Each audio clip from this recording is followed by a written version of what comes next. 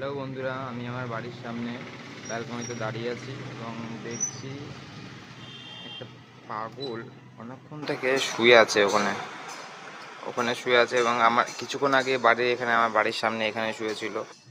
দেন এখন ওখানে শুয়ে আছে। মা এই বিষয়টা মাও নোটিস করেছে, আমার মা। তো মা রাস্তার মধ্যে ভাত তরকারি মা সব দিয়ে দিয়েছে এর মধ্যে নিয়ে যাচ্ছে ওখানে।